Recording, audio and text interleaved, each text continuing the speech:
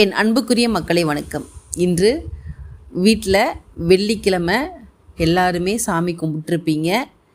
சாமி கும்பிட்டு முடித்த உடனேயும் இரவு உறங்குவதற்காக உங்களுடைய படுக்கை அறைக்கு நீங்கள் செல்வீங்க.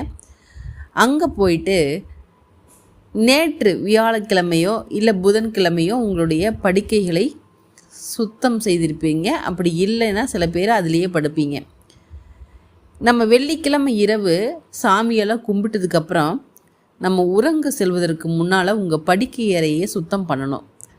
படுக்கை அறையில் உள்ள அந்த பெட்ஷீட்டில் இருக்கு இல்லைங்களா, பெட்ஷீட்டு கவரு எல்லாம் நீங்கள் மாற்றணும்.